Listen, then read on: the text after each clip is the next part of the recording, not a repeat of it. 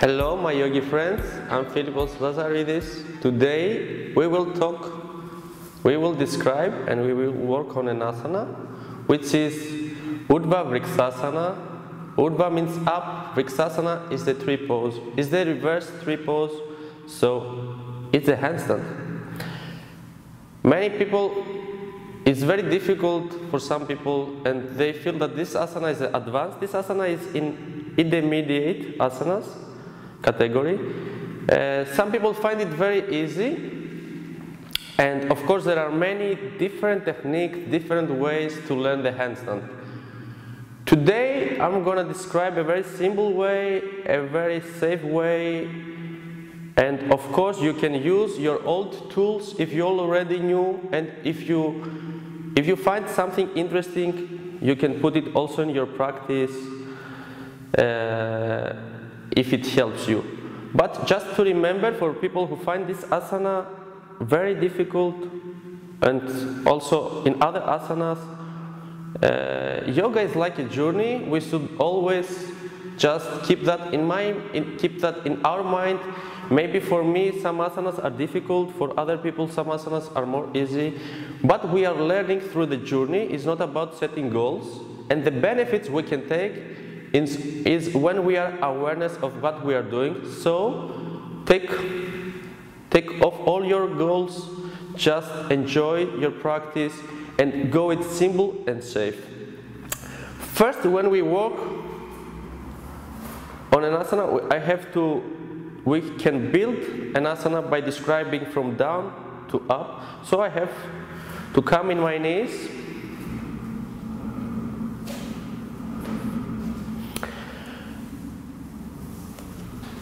from Marjariyasana, or maybe you know this asana with other name, Vajraswasa or something else, doesn't matter. Please don't confuse. I'm just describing from this asana how we put our hands. I put my hands on shoulder width apart. As you can see, my wrists are under shoulders. After I take this position, I have to straighten the fingers, and I want to keep middle finger straight and parallel. And the next thing I want to be sure is that my elbows are straight. So you have to keep your elbows straight, to not bend your elbows. It's like somehow I'm locking, and I keep my body weight on the bones, not on the muscles. From this position, I will come to the side so I can show you. I'm closing the feet. I'm keeping my drishti down. Drishti is very important in every asana, to concentrate, to keep your mind in your practice. And special in balanced position, in inverted position, if you don't have a strong drishti, then the asana seems more difficult. From here, I will go to Parvatasana. I'm lifting my heels, I keep my feet closed, and I'm walking forward. I want to bring my shoulders up to wrist, and to keep pressing palms down. Like now, I'm lifting my upper back. This is very important. The most important thing is, do not let your body hang between your shoulders, but lift your spine into your shoulder blades. Lift your spine up between shoulder blades. This is very important. So, palms on shoulder width, middle fingers parallel, bring shoulders up to wrists, and from here I'm gonna start with my right leg. I keep my drishti down, I lift my right leg. I will work with my right leg straight. Of course, I can do with my right, there are many techniques I described, but I will work with this technique with my right leg straight, and I only bend the back leg. And I will kick up. So I'm kicking up with my right leg and I'm pushing slightly with my left leg. In this process, when I'm coming up and down, I keep pressing with my hands. I want to feel my abdominal in, so I'm not going straight to handstand, but I want to understand how it's moving the body weight. Now the body weight was balanced. I bring the body weight forward and I want to feel all my body weight for one momentum into my hands. And I will start working like this, so it's like I want to understand, to create an intelligence in my fingers and to understand how much, because many times when we are working on handstand, we are just jumping, we have a wall and we just jump into the wall. And this is not good because we can't understand how much salt, how much pepper we can give into the asana. This is how we can create an intelligence of how much we have to push.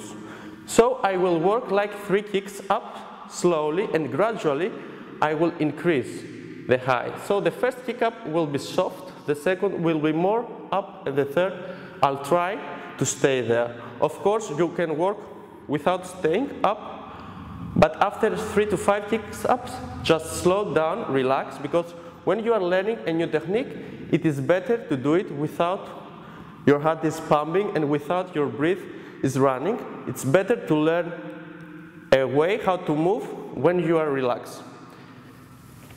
So, hands on shoulder width, heels up from Parvatasana, elbows straight.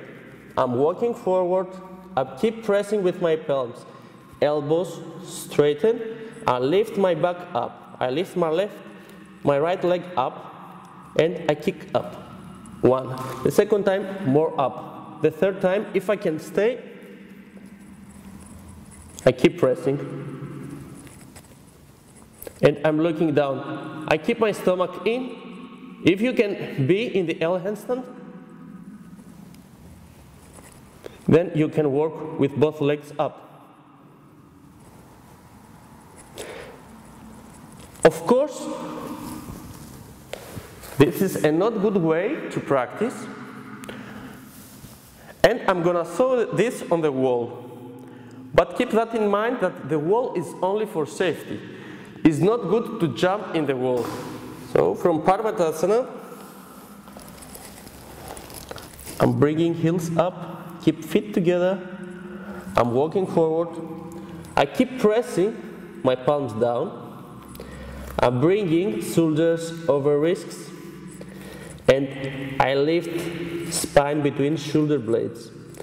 I lift my right leg up, I keep my right leg straight, and I slightly bend left, and I kick up slowly. I keep pressing. When I'm touching the ground with my left feet, there's no noise, it's soft.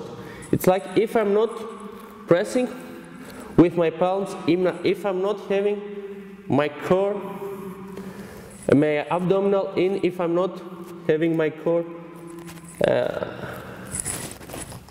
if my core is not working, then you will hear like this. You don't want to hear this. Okay, so I'm kicking up slowly and down. Second, kick up slowly and down and more up. If you can stay, I keep having my drishti down.